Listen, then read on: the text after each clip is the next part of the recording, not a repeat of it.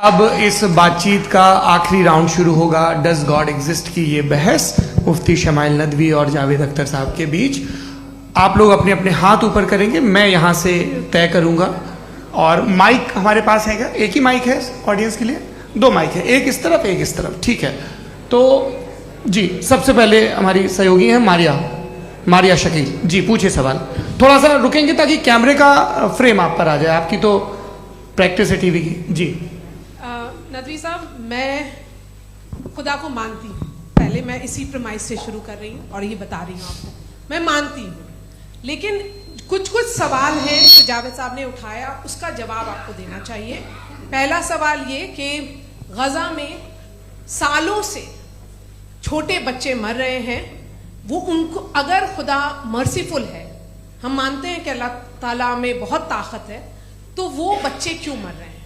दूसरी बात ये कि अगर कंटिजेंसी की जो आप बात करते हैं, पूरे मुस्लिम ममालिक मिल करके भी उन गजा के बच्चों को क्यों नहीं बचा पा रहे हैं? क्योंकि अगर वो चाहते, क्योंकि अल्लाह ताला उन पर हुकूमत करते हैं, सब पर हुकूमत करते हैं, तो वो उनको क्यों नहीं बचा? जी थैंक यू वेरी मच। बहुत अच्छा किया आपने इस चीज को जिक्र कर दिया, मैं इसको और अच्छे से एक्सप्लेन करने की कोशिश करता हूं। देखें, जहां तक आपने कहा कि गजा के बच्चों को मारा जा रहा है, देखिए दो वर्ल्ड व्यू है, एक एथीस्टिक वर्ल्ड व्यू, एक थीस्टिक वर्ल्ड व्यू है। बच्चे मर रहे हैं दोनों वर्ल्ड व्यू में, लेकिन हमारा वर्ल्ड व्यू कह रहा है कि रिकॉम्पेंस है, ये कह रहे हैं कि उनका मरना बेकार जाने वाला है, कोई उसका रिकॉम्पेंस नहीं है, चूंकि इनके यहां आखिरत और अल्लाह का कोई तसव्वुर या गॉड का कोई तसव्वुर नहीं है। आपने ये सवाल किया कि गॉड मर्सीफुल है, क्यों नहीं रोकता? ये मैंने बताया कि ये मिसकंसेप्शन है लोगों के दरमियान कि गॉड को सिर्फ मर्सीफुल और ओमनीपोटेंट समझते हैं। गॉड के सिर्फ यही दो एट्रीब्यूट्स नहीं है, गॉड के कई सारे एट्रीब्यूट्स हैं, उनमें से अल हकीम भी है, उनमें से ऑल वाइज भी है, ऑल नोइंग भी है। लिहाजा अगर इस दुनिया में किसी को तकलीफ आ रही है और गॉड उसको नहीं रोक रहा है, वो इसलिए नहीं रोक रहा है चूंकि इंसानों को फ्री विल दिया गया है। ठीक इसी तरीके से अगर एक डॉक्टर किसी छोटे बच्चे को इंजेक्शन लगा रहा है, उसे तकलीफ पहुंच रही है, उसके लिमिटेड पर्सपेक्टिव के एतबार से यह गलत हो रहा है और डॉक्टर बुरा है। लेकिन जब आप ब्रॉडर पिक्चर को देखेंगी, आपके और हमारे पास सिर्फ एक पिक्सल है, हमें इतना नजर आ रहा है कि गजा में कत्ल हो रहा है, लेकिन इसके पीछे कितना रिकॉम्पेंस उनको मिलने वाला है, पूरा पिक्चर गॉड के पास है। तो एक पिक्सल से आप पूरे पिक्चर को कभी भी जज नहीं कर सकती। आप इसमें कुछ जोड़ना चाहेंगे? आपको कुछ बोलना है इसमें? भैया आपने बहुत अच्छा जस्टिफिकेशन दिया, या आप वो जो वहाँ के प्राइम मिनिस्टर इजराइल के उन्हें भेजिए, वो बहुत खुश होंगे। आप जस्टिफिकेशन दे देना कि अगर गॉड नहीं है तो बच्चे क्यों मर रहे हैं, आप बताएं। वो ये सवाल पूछ रहे हैं कि अगर आप ईश्वर का अस्तित्व नहीं मानते हैं तो उन बच्चों की मौत को आप कैसे इंटरप्रेट करते हैं? भाई ये दुनिया जो है, जो ताकतवर लोग होते हैं वो एक नाइंसाफी करते हैं। तो ये अच्छा काम है आपके नजदीक, तो नेचर नाइंसाफी पे मबनी है। अरे मेरे भाई, आप नेचर की कहाँ बात कर रहे हैं, तो इंसान की बात। तो फिर जब मैं इंसान की बात कर रहा था, आप नेचर की बात करने लग गए। क्रॉस एग्जामिनेशन नहीं, हाँ अब आप मुझे बोलने नहीं देंगे तो अलग बात है, आप बोलिए, मुझे कोई जल्दी नहीं। जी नहीं, ये क्रॉस एग्जामिनेशन, मुझे बोल तो लेने दीजिए। जी बोलिए। क्या बात ये है कि ह्यूमन सोसाइटी तभी साथ में रह सकती है जब वो मोहब्बत से, एकता से, एक दूसरे के एहतराम करके रहे। इसके अलावा पॉसिबल नहीं है, अकेले तो इंसान रह नहीं सकता। वहाँ पर कुछ लोग हैं जो फाउल करते हैं, वो फाउल हमेशा से तारीख में होता आया है। आज ये हो रहा है, जो हो रहा है बहुत बुरा हो रहा है, बहुत जालिमाना है, बहुत जाबराना है। उसको आप कहें कि ये बच्चों को कॉम्पनसेशन मिल जाएगा या इसकी इंजेक्शन है, इंजेक्शन तो हेल्थ के लिए दिया जाता है। आप ये कह रहे हैं कि ये बच्चों की जो धज्जियां उड़ रही हैं ये इंजेक्शन है, ये टेस्ट है, ये टेस्ट है, और उस टेस्ट में उनको ऐसा रिकॉम्पेंस मिलेगा जो आपके तसव्वुर के बाहर है। ये आप 3 बरस के बच्चे को बारूद से उड़ा के टेस्ट ले रहे हैं? वाह, वो नहीं ले रहा है, खुदा नहीं उड़ा रहा है, इजराइल उड़ा रहा है। जी, ये तो उसको अगला सवाल लेते हैं प्रोफेसर पुरुषोत्तम अग्रवाल। मुफ्ती साहब, एक निवेदन आपसे है कि कम से कम थोड़ा सा माइक क्लोज, एक रिलीजियस और फिलॉसफिकल कर मैं प्लीज। एक रिलीजियस और फिलोसॉफिकल ट्रेडिशन है जो ब्रह्मांड को यानी यूनिवर्स को ही अंतिम मानती है। सर्वम खलु इदम ब्रह्मम, this is Chandogya Upanishad, and it completely rules out the existence और नेसेसिटी, आपके शब्दों में necessity of a creator, the creation itself is the creator. तो एक मिनट प्लीज।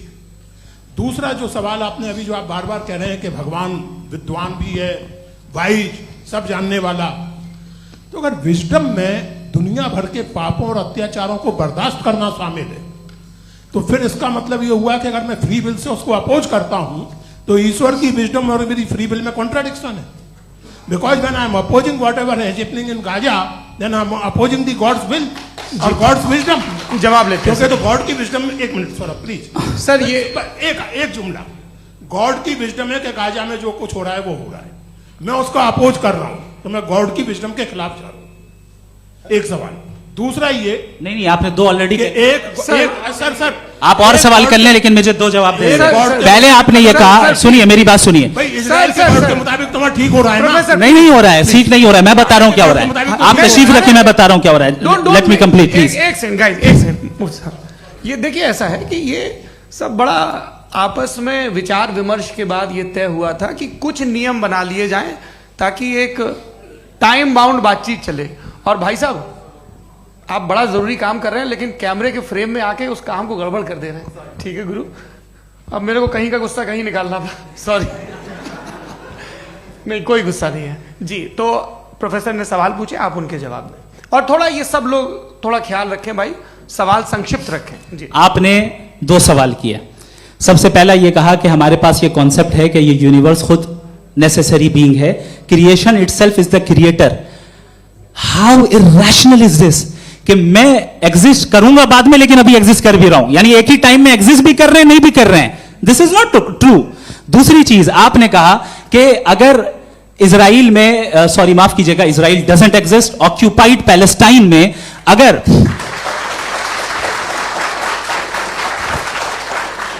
ऑक्यूपाइड पैलेस्टाइन में बच्चों को मारा जा रहा है फ्री विल की वजह से और गॉड नहीं रोक रहा, ये कॉन्ट्रडिक्शन है। ये बताइए कि एक एग्जाम में एक बच्चा गलत आंसर लिख रहा है, सुनिए, एग्जामिनर चाहे तो रोक सकता है, क्यों नहीं रोक रहा है? ये कॉन्ट्रडिक्शन है, ये कॉन्ट्रडिक्शन नहीं है। माइक नहीं सर, ये आपस में जी, ये क्या आपका सवाल? माइक दीजिए। फ्री विल दिया गया है टेस्ट के लिए, अकाउंटेबिलिटी के लिए। अगर फ्री विल नहीं होता तो आप कहते हमें रोबोट बना दिया गया। नॉट मिसरिप्रेजेंट माय पोजीशन, आपकी जो भी पोजीशन, मैं अपनी फ्री विल के नाते, अपने ह्यूमन विजडम के नाते गाजा में हो रही अत्याचार का विरोध करता हूं। बिल्कुल करना चाहिए। आपके हिसाब से मैं गॉड की विजडम का विरोध कर रहा हूं? बिल्कुल नहीं, जो हो रहा है गॉड की, बिल्कुल भी नहीं, बिल्कुल भी नहीं। उसका वहां पर गाजा में कत्ल होना ये इंसानों के गलत इस्तेमाल का नतीजा है, फ्री विल के इस्तेमाल का नतीजा है। गॉड इसका हुक्म नहीं देता, उससे रोकता है। यही तो मसला है ना, आपके लिए कॉन्सेप्ट क्लियर नहीं नहीं भाई, आपने तो बताया था इंजेक्शन लगाने से बच्चे को तकलीफ होती है, ये इंजेक्शन लगा। सर आप ऐसे रेटोरिक स्टेटमेंट दें तब तो कोई मसला नहीं समझते रहेंगे। This is a rhetoric statement, this is not a logical argument sir. I am sorry, I am sorry. आखिरी 30 मिनट बड़े मुश्किल होने वाले हैं जी। मुफ्ती साहब आगे बैठे हैं, इनको माइक दीजिए। हाँ तरुण, माइक आप अपने पास रखिए, आपको कैमरे का फ्रेम पता है जी। सबसे पहले दोनों को मुबारकबाद। एक सर अपना आप नाम बता दें। आप अमेरिका में शिकागो में रहते हैं, इतना मुझे याद है। बताया आपको, यासिर नदीम अलवाजदी मेरा नाम है। जावेद सर, आपसे क्वेश्चन है इन्फिनिट रिग्रेस के ताल्लुक से। एक हाइपोथेटिकल सिनेरियो है, मसलन अगर आप सर माइक थोड़ा सा प्लीज क्लोज रखिए। ओके जी। अगर आप शायर इसलिए हैं कि आपके कोई उस्ताद शायर थे, और वो इसलिए शायर थे कि उनके कोई उस्ताद शायर थे, और इसी तरीके से हम माजी में पीछे चलते चलते चले जाएं और कहीं ना रुके, तो माफ कीजिएगा आप कभी शायर नहीं हो सकते। लेकिन आप शायर हैं, आपका शायर एग्जिस्ट करता है, इसका मतलब ये है कि आप कहीं ना कहीं रुके हैं। तो मेरा सवाल ये है कि क्या आप इन्फिनिट रिग्रेस ऑफ कॉजेस को लॉजिकल फैलेसी मानते हैं या नहीं मानते? हाँ या ना? मैं इन्हें लॉजिकल फैलेसी नहीं मानता हूँ, लेकिन मेरा प्रॉब्लम यह है कि जब मैं नहीं मानता हूँ तो I will continue with this logic जो फैलेसी नहीं हो। आप एक जगह रुक जाते हैं जाके, आप कहते हैं ये गेंद कैसे बनी, ये जजीरा कैसे बना, ये समंदर कैसे बना, ये ज़मीन कैसे बनी, और अचानक गॉड पे जाके आपको ब्रेक लग जाता है।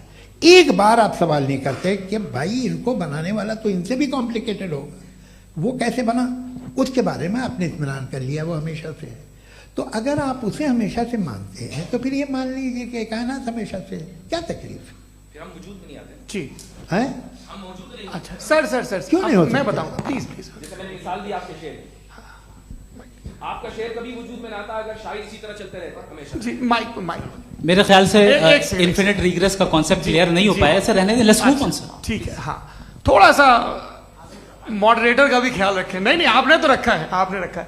यहाँ पे गौहर रजा साहब हैं, वो भी एक सवाल पूछना चाहते हैं। माइक यहाँ नीचे से ऑन कर दिए, नीचे। पहले तो ये कह दूं कि मैं उन बच्चों से शर्मिंदा हूं जिनको गजा में कत्ल किया गया, क्योंकि हमारे होते हुए कत्ल किया गया। लेकिन उससे ज्यादा शर्मिंदगी इस बात से हुई कि मुझे लगा कि मुफ्ती साहब उसको जस्टिफाई कर रहे हैं। बिल्कुल भी नहीं, आप बहुत ही गलत मुझे बात लगा मैं गलत हो सकता हूं। बिल्कुल गलत मैं है। सवाल पूछ रहा हूं, सवाल मैं देखिए, सवाल अगर पूछ रहा हूं। एक सेकंड, मैं जावेद भाई गौर से साहब, एक डिसएग्री सेकंड, गौर करता साहब, हूं। एक सेकंड देखिए, अगर देखिए ऐसा एक सेकंड आप सर वेट अरे आप कुछ मेरे पहले मुझे अपनी बात कह लेने दीजिए। अगर ऑडियंस तय करेगी तो फिर मॉडरेटर का मतलब नहीं। मेरा आप सबसे ये कहना है, ये बहस दो लोगों के बीच में है, एक तरफ मुफ्ती साहब, एक तरफ जावेद साहब। पिछले 1.5 घंटे से ये लोग अपने अपने तर्क रख रहे हैं। आपकी इनसे इत्तेफाकी हो सकती है, ना इत्तेफाकी हो सकती है। मेरे उस्ताद मुझे सिखा गए हैं कि मुखामुखम में असहमति की गुंजाइश बची रहनी चाहिए। अगर मैं आपकी बहुत इज्जत करता हूं गौहर साहब, आपने जो कमाल की किताबें लिखी, साइंटिफिक टेम्परामेंट, लेकिन मेरी ये गुजारिश है आप सबसे कि यदि आप इन लोगों ने जो बोला उन पर टिप्पणियां करेंगे तो ना वक्त की पाबंदी रहेगी, ना वो अनुशासन। आप सवाल पूछ लें, उस सवाल में जो बात आ जाए वो आ जाए। मैं जावेद साहब से डिसएग्री करता हूं, इसलिए जावेद साहब से सवाल पूछ रहा हूं। आपका सवाल जावेद अख्तर साहब से। और सवाल यह है मेरा कि जावेद साहब ने कई बार लॉजिक का इस्तेमाल किया कि साइंस में लॉजिक है और रिलीजन में लॉजिक नहीं है। मेरा ख्याल यह है कि रिलीजन में भी लॉजिक है, लेकिन उस लॉजिक की बेसिस यह है कि आप रुक जाते हैं, जिसका जिक्र जावेद साहब ने बार बार किया, यानी खुदा के तसव्वुर पे आते हुए, गॉड के तसव्वुर पे आते हुए रुक जाते हैं। और इसमें सवाल पूछना मतलब फॉरबिडन होता है। सवाल यह है कि क्या जावेद साहब इससे एग्री करते हैं कि साइंस की लॉजिक अलग है और रिलीजन की लॉजिक अलग है? बताइए सर।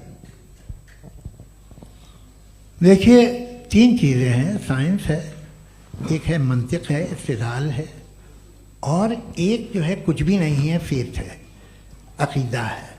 मैं अकीदे की लॉजिक का कायल नहीं हूँ। मुझे आप इस्तिदलाल से, लॉजिक से, रीज़न से समझाइए, मैं मानने को तैयार हूँ, मेरा क्या नुकसान होगा। लेकिन ये कि अकीदे पे मैं नहीं जा सकता हूँ। अकीदे का मतलब है कि तुम ये मान लो, सवाल ना करो, ये नहीं। आप सारी बातें करके, बड़ी साइंटिफिक बातें करके एक जगह जाके खुदा के हुदूद पे रुक जाते हैं, सरेंडर कर देते हैं। मैं सरेंडर करने को तैयार नहीं। दैट्स ऑल जी। ये आगे सर बैठे हुए हैं, इनको माइक दीजिए। भाई। वो आप पूछना चाह रहे थे ना भाई? हाँ नहीं मैं ये थैंक यू जी। आपका नाम? आसिम इफ्तिखार। आसिम जी, पूछिए। सर जावेद सर से सवाल है कि आपने अपने क्लोजिंग माइक थोड़ा करीब रखिए। अपने क्लोजिंग स्टेटमेंट में ये बात कही थी कि मज़हब का जो फ्यूचर है वो ज़्यादा दिन नहीं जाने वाला है। लेकिन मैं देख पा रहा हूँ कि जो ऑक्सफोर्ड यूनिवर्सिटी की एक स्टडी है 2011 में हुई है, जिसके 50 एकेडमिशियंस ने इसको अंजाम दिया था, उसमें वो ये कहते हैं कि जो फेथ इन गॉड है वो इनबिल्ट है ह्यूमन नेचर के अंदर, जिसको हम कहते हैं फितरत के अंदर शामिल है वो। और वो ये कहते हैं कि अगर कोई ये समझता है कि मज़हब को वो ख़त्म कर देगा तो ये उसकी गलत फहमी है। तो आप इसके बारे में, इस स्टडीज़ के बारे में क्या कहते हैं? ठीक है। मैं उनसे एग्री नहीं करता हूँ। वो कौन से प्रोफेसर होंगे? ऐसा उनके क्या पास है? डेटा है, इन्होंने डेटा के बेस होगा डेटा क्या हो सकता है? फ्यूचर का डेटा तो नहीं हो सकता ना उनके पास। प्रेजेंट का डेटा हो सकता है। डेटा आपने सुना 100 साल पहले का बाद का डेटा? मैंने तो नहीं सुना आज तक। तो आज उनकी ये राय है और होगी राय, ठीक है। दुनिया में तरह तरह की राय है लोग, लेकिन मैं समझता हूँ कि वक्त के साथ इंसान ज़्यादा से ज़्यादा रीजनेबल और लॉजिकल होता जा रहा है। आज आप देखिए वेस्टर्न यूरोप में क्या परसेंटेज है नॉन बिलीवर्स की, बहुत हाई। वहाँ चर्च खाली पड़े होते हैं। तो अल्टीमेटली तो इंसान कोई ऐसी बात बहुत अरसे तक नहीं मान सकेगा, चाहे गलत या सही, जो उसे उसके दिमाग को, उसके जहन को, उसके लॉजिक को अपील न करे। वो कह रहे हैं तो ऑक्सफोर्ड के होंगे तो कैम्ब्रिज के होंगे तो मुझे क्या लेना देना। उनका डेटा मुस्तकबिल का नहीं हो सकता है। जी दीपक, हाँ पूछिए। मैं आऊँगा अभी, पीछे की साइड भी आऊँगा, माइक वहीं भेजूंगा 2-3 साल के लिए। जी जावेद साहब आपसे सवाल है। नमस्ते। अरे भाई सर, अगर आप ही लोग को तय करना है तो फिर 200 लोग तय कर लें। ये एक साहब पूछ नहीं रहे सर, हैं। Please don't do this sir. Sir everybody has a right sir, but we can only take Okay. Selected questions. No no sir अरे ये भाई, यंग लोग आराम भी से। हैं तो इनकी ये एक अब बात उतने यंग, सुनिए। भाई आप यंग हैं कि नहीं हैं? एक मिनट, वो कह रहे हैं वो भी आइए, यंग हैं पूछ रहे हैं ना साहब, भाई। आप उनकी नौजवानी पर दावा उनको ही करने थे। हाँ मुफ्ती साहब आप यंग, हाँ पूछे। अरे भैया सर मेरा सवाल ये है। कुछ इनसे भी तो पूछो। जी हाँ। नहीं, बस आपसे एक सवाल है। जैसे थीस्टो के पास अपने जो ईश्वर को मानते हैं उनके पास अपने सोशल गेट टुगेदर्स हैं। 5 रोज आज क्रिसमस आने वाला है, होली है, दिवाली है, ईद है। एथिस्ट क्या ऑफर कर रहे हैं? मतलब मैं इनकी दुकान से बोलूं मैं आना चाहता हूं उस तरफ, पर मैं अट्रैक्ट नहीं हो पा रहा हूं। मैं सोशल गेट टुगेदर्स क्या है आपके पास? वो ये कह रहे हैं कि जो धार्मिक लोग हैं, अलग अलग धर्म के लोग, उनके उत्सव त्योहार, कॉन्ग्रीगेशन बड़ी बहुत बात। हैं। अब आपको मैं एक सुनाता हूँ, यहाँ हिस्टोरियन भी बैठे हैं। मृदुला जी आप बताइएगा सही है क्या? ये एक कॉन्स्टेंटाइन, एक ग्रीक रोमन बादशाह था जो क्रिश्चियनिटी आने के 400 साल बाद उसने डिसाइड किया कि मैं क्रिश्चियन हो जाऊंगा, मेरी पूरी स्टेट कैंसिल हो जाएगी। उस जमाने में ऐसे ही होता था, राजा जो धर्म इख्तियार करता था वो जनता भी कर लेती थी। इसलिए कि वो हो गया था बैंकक्रप्ट, और उसे जो मेडिटेरियन कोस्ट के रिच क्रिश्चियन वो थे मर्चेंट, उससे पैसा चाहिए था। तो उसने कहा यार क्रिश्चियन हो जाओ। तो उसने अपने वजीर से कहा कि भाई ये हिस्ट्री है कि अब हम लोग क्रिश्चियन हो जाते हैं। पहले सर हो जाएंगे, कोई प्रॉब्लम नहीं है, लेकिन एक प्रॉब्लम ये है कि 17 दिसंबर से 25 दिसंबर तक जो पेगन फेस्टिवल होता, जो पेगन थे वो लोग, जो फेस्टिवल होता है वो बंद हो जाएगा, इसलिए कि हम क्रिश्चियन हो गए तो होगा नहीं। तो वो बच्चों को बहुत बुरा लगेगा, पब्लिक को बहुत इंजॉय करते हैं, खासतौर से 25 को मेन डे। उसने कहा हाँ ये तो सही कह रहे हो, ये जीसस क्राइस्ट की पैदाइश कब थी? पहले साहब वो अप्रैल में थी। नहीं कट करो, वो 25 दिसंबर को है। ये हकीकत है जी। और 400 साल बाद क्रिश्चियनिटी के अप्रैल से दिसंबर ले आए, और इसलिए कि यहाँ पेगन फेस्टिवल होता था। अब मनाते हैं आप आराम से। ये जो सारे फेस्टिवल हैं ये रिलीजन से, हर एक को एक इंटरटेनमेंट डिपार्टमेंट चाहिए होता है अपनी कंपनी चलाने के लिए। तो ये रिलीजन ने, ये सेकुलर त्योहार थे जिन्हें रिलीजन्स ने ले लिया है। ये मौसम के थे, फसलों के थे, किसानों के थे, उसको आपने लेके रिलीजियस रंग दे दिया। ये कोई रिलीजन से थोड़ी आए आप। अच्छा हमें देखिए, हम तो मुल्द हैं, हम ईद मनाते हैं, हम दिवाली मनाते हैं, हम होली मनाते हैं, हम क्रिसमस मनाते हैं। बम्बई की फिल्म इंडस्ट्री की सबसे बड़ी होली हमारे घर में होती है, सबसे बड़ी ईद हमारे घर में होती है। वो हमारी सोशल वो है, हमारा हेरिटेज है। ऐसा थोड़ी है कि we will throw the baby along with the water. ये तो अच्छी चीज़ है, इन्हें रखो, जो बेकार है फेंक दो। जी हाँ हेलो जी, मेरा सवाल नादवी जी से है। जैसा कि आपने बोला कि गॉड टाइम के भी परे हैं, और गॉड इतनी कॉम्प्लेक्स चीज़ है कि उसे ह्यूमन माइंड समझ नहीं सकता, और गॉड ने अर्थ पे फ्री विल भी दे दी है। तो आप अपना वक्त ज़ाया क्यों कर रहे हैं गॉड के बारे में बात करके? अपन को तो बात करनी चाहिए कि सोसाइटी को बेहतर कैसे करें। जी, मैं गॉड वही बताता है सोसाइटी को कैसे बेहतर करे। अभी मैं आपका जवाब देता हूं। आपने कहा कि टाइम पे वो एग्जिस्ट नहीं करता, सो नहीं, मेरा सवाल ये है कि जैसा आपने बोला कि गॉड बहुत ही कॉम्प्लेक्स चीज है। मैंने कहा ही नहीं कि कॉम्प्लेक्स है, तो आपके अल्फाज हैं। कॉम्प्लेक्स का लफ्ज गॉड के लिए सुइटेबल नहीं है। क्यों? क्योंकि कॉम्प्लेक्स वो चीजें होती हैं जो ऑब्जेक्ट हो। God is not an object जिसको आप इंस्ट्रूमेंट के जरिए लेबोरेटरी में जाके टेस्ट करें, oh it's very complex. No, वो कोई कार का इंजन नहीं है। वो फिलोसॉफिकली नेसेसरी बीइंग ऐसी बीइंग है जो सिंपल बीइंग है। हाँ, आप उसको मुकम्मल तौर पे उसकी तमाम हिकमतों को जान ले और हर चीज को जान ले, ये पॉसिबल नहीं है, क्योंकि वो ऑल वाइज है, आप ऑल वाइज नहीं है, और वो खुदा है, वो आपको सारी चीजें बता दे, ये जरूरी नहीं। मेरा सवाल ये नहीं था। मेरा सवाल ये था कि जब गॉड इतना परे है इस दुनिया से कि उसने अर्थ पे फ्री विल भी दी है, हम सब ह्यूमंस की फ्री विल है, और जो सोसाइटी में हो रहा है वो अपन लोग डिसाइड करेंगे। तो अपन लोग डिसाइड नहीं करेंगे ना, अपन लोग डिसाइड नहीं करेंगे। गॉड जो है गॉड ने वो उसकी जात, उसकी एग्जिस्टेंस टाइम एंड स्पेस से परे है, लेकिन वो हमारा टेस्ट ले रहा है और उसी गॉड ने हमें बताया कि तुम्हें क्या करना है क्या नहीं करना है, तो जाहिर है उस गॉड की बात सुनेंगे ना हम। जी, वो पीछे एक चश्मा लगाए जो मैम खड़ी हैं उनको दीजिए। हाँ आप जी जी बिल्कुल आएंगे। देखिए मैं कोशिश कर रहा हूँ सब तरफ जाने की। हाँ उनको दीजिए माइक जी। हेलो सर, मैं ओमनी प्रेजेंट नहीं हूँ, टाइम पाबंद हूँ और जहां तक कोशिश कर सकता हूँ करूंगा। जी अपना नाम बताइए। मेरा नाम उर्सुला है, मैं दिल्ली यूनिवर्सिटी की एक स्टूडेंट हूँ और मैं स्टूडेंट फेडरेशन ऑफ इंडिया से हूँ। मेरा सवाल मुफ्ती जी से है कि इस हॉल के इस कमरे में बैठ के हम लोग रेप की मोरालिटी के बारे में फिलोसफिकली बात तो कर सकते हैं, बट असलियत ये है कि रोजमर्रा की जिंदगी में औरतें रेप के थ्रू गुजरती हैं और हम लोग सिर्फ नंबर्स पे इस तरह नहीं देख सकते, क्योंकि कितनी औरतें हैं इन कंट्रीज में जहां पे आप बता रहे हैं कि केसेस कम हैं जिनका एक्सेस है कि वो जाके केस फाइल कर सकें। कितनी औरतें हैं जो जिनको काम करने की आज़ादी है उन कंट्रीज में। यूरोप में ये आज़ादी आ गई, यूरोप में ये रूल्स आ गए, तो हम आज उसके बारे में बात कर पा रहे हैं। जी जवाब।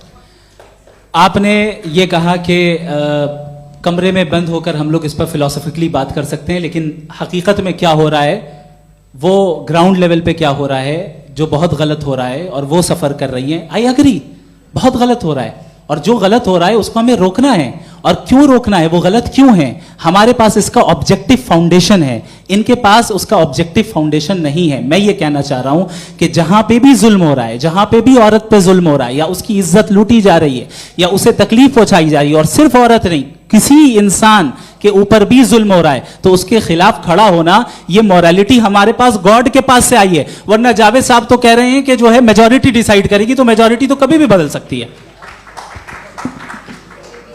क्या आप हाँ। ये थोड़ी सी आपको गलतफहमी है। मैं अगर मेरे जुमले से ये मदना निकला या मैंने कहा तो ये जुमला मैं वापस लेता हूँ, ये मेरा मतलब ही नहीं था कि मेजॉरिटी डिसाइड करेगी। मेजॉरिटी डिसाइड करे तो दुनिया में बड़ी वैसे आपने कहा था ये जुमला, अच्छा हो सकता है, मैं मान रहा हूँ, बाद में रिकैप कर लेंगे। अरे एक सेकंड मैं अपनी एक्सप्लेनेशन दे रहा हूँ। मुनासिब बात यह है कि हम सब के सब दिल में जानते हैं कि क्या अच्छा है क्या बुरा है, हमें पता है अच्छी तरह से। जो लोग बुरे काम करते हैं उन्हें भी मालूम अच्छा क्या है। यही तो सवाल था हजरत कि फिर ये मोरालिटी आई कहां से? Cross examination. हाँ जी हाँ। मोरालिटी साथ रहने की डिजायर से आई, यानी साथ रहकर जो कुछ कह दे जो कुछ कर दे वो हो जाएगा। नहीं नहीं, तो आप कायदे से रह ही कर सकते हैं जब तक लोगों में मोरालिटी हो, वरना क्यास हो जाएगा। ये आपको कैसे पता? जी हमने देखा ना, जहां मोरालिटी का क्यास हो गया, हम देखते हैं। कहां पे देखते भाई? दुनिया में।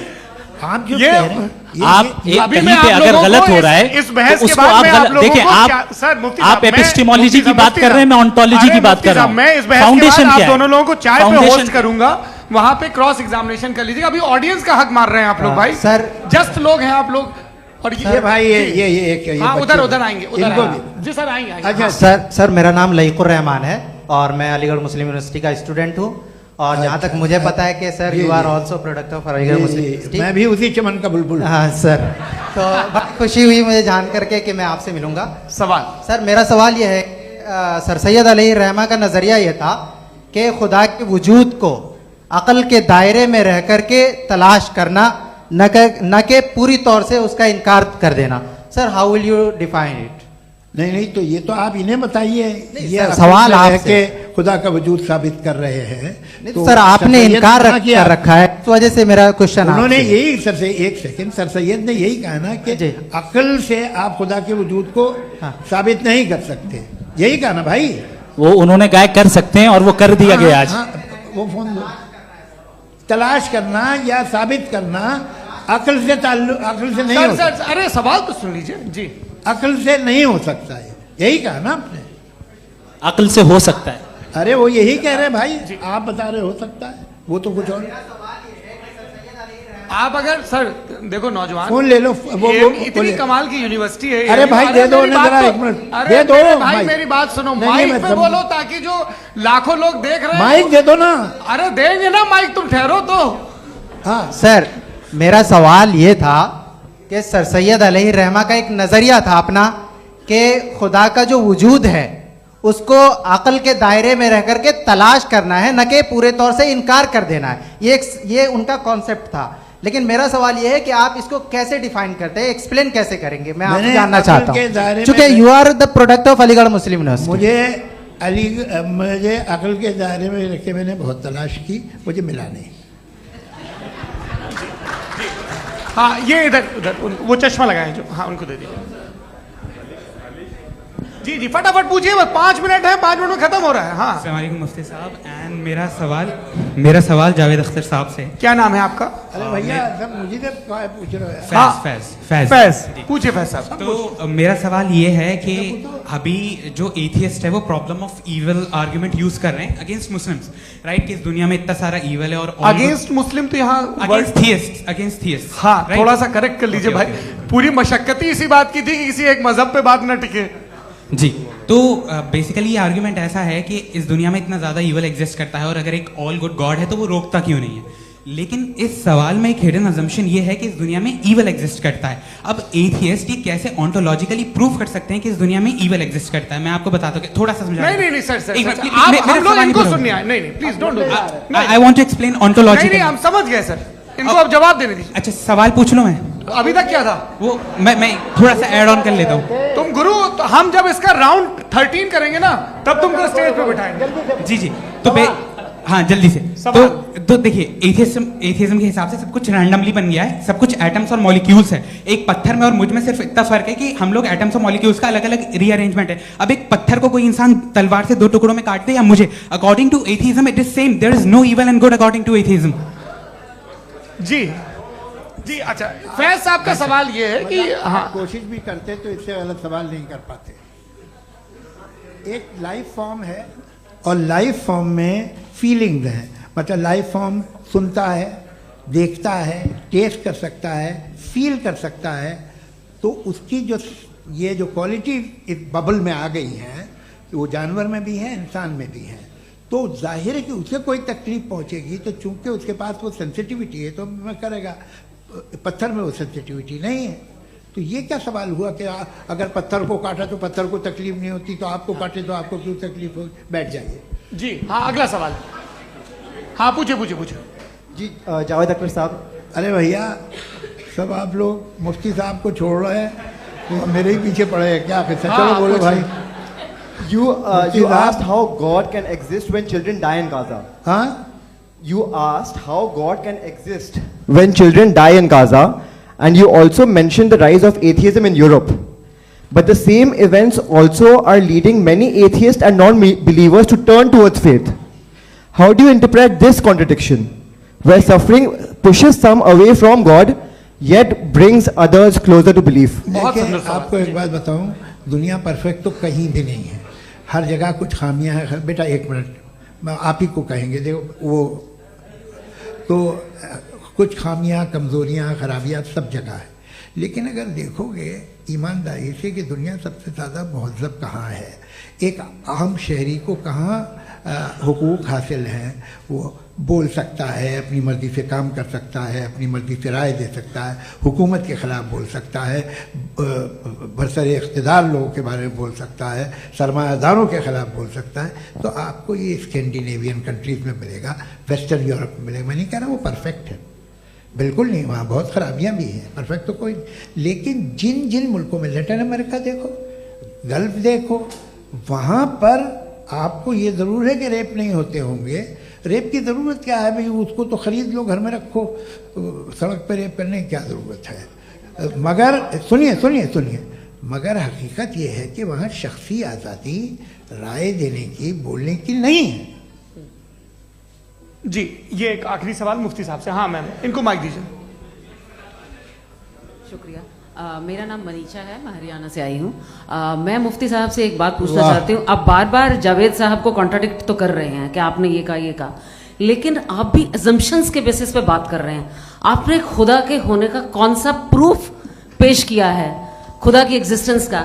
अब इस सवाल को अलग रहने दीजिए, कौन एथीस्ट है कौन नहीं है। और दूसरी बात जो आपने एक छोटी सी कही थी कि ये फ्री विल का इस्तेमाल करता है इंसान अपनी, लेकिन उस फ्री विल का इस्तेमाल में मतलब खुदा ने ये दे दी सबको ये इजाजत कि वो कितना घिनौनापन और कितने ज्यादा खराब से खराब तरीके इस्तेमाल कर सकते हैं। जब आप लोगों को। सुनते जी आप फ्री विल को मानती है ना, या अब कहती है कि फ्री विल नहीं है ना, मानती है ना?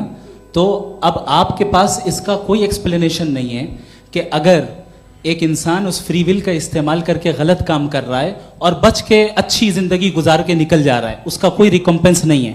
हमारे वर्ल्ड व्यू में जो इंसान गलत काम कर रहा है उसको भी रिकॉम्पेंस यानी उसका बुरा बदला मिलना है, और जो सही काम कर रहा है उसको सही बदला मिलना है। लिहाजा जो फ्री विल है वो इस तरीके से है कि एक लिमिटेड टाइम तक खुदा ने मोहलत दी है। ऐसा नहीं कि छूट दे दी, जो करना है करते रहो हमेशा।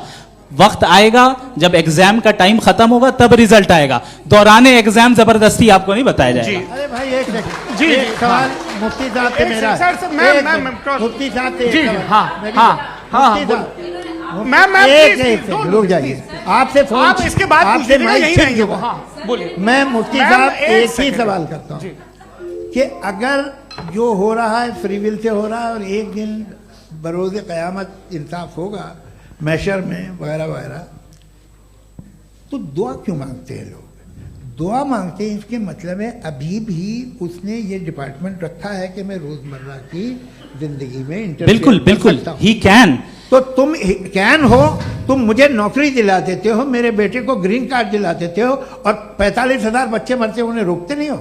नहीं तो क्या आप ये कह रहे हैं कि इस दुनिया में जालिमों को कभी पकड़ी नहीं होती है? अरे जो भी पकड़ होगी वो बच्चे रोते हैं। बिल्कुल, देखें वो मैंने रोते अपने हैं ओपनिंग बच्चे स्टेटमेंट में यही कहा था आप कि मुझे जनाब नौकरी जावेद साहब दिलवा सिर्फ रहे हैं, इमोशनल मेरी आर्गुमेंट बेटी की सही दिस इज जगह एन शादी इमोशनल करा रहे हैं। आर्गुमेंट। ये छोटे मोटे इसके पीछे का रीजन मैंने बताया क्या है? देखिए, मैं इसके पीछे का बार-बार यहाँ wisdom क्या है मैंने पर बताया। मंच से आप लोगों को सज्जनों इसलिए कह रहा हूं ताकि थोड़ा सा आपके कॉन्शियस पे जोर रहे कि आपको ऑर्डर बचा के रखना है। वक्त तय हुआ था, ये वक्त पूरा हुआ, आपने इतने धैर्यपूर्वक सुना, मैं आप सबका बहुत बहुत शुक्रगुजार हूं। यदि इन दोनों विद्वानों की इच्छा होगी तो कभी हम इस बातचीत का राउंड 2, राउंड 3, यही तो देखिए खूबी है इंसान की कि बहस मुबाहसे में वो पड़ा रहता है। आप लोगों ने बड़े धैर्य का परिचय दिया, बहुत बहुत शुक्रिया। इसी के साथ ये बातचीत यहाँ पे आप समाप्त लोग को होती है। मैं एक बात बता दूं, ये सारी बहस हो गई, अब मुफ्ती साहब और बड़े मुफ्ती साहब इन साथ के साथ मैं खाना खाने वाला हूँ।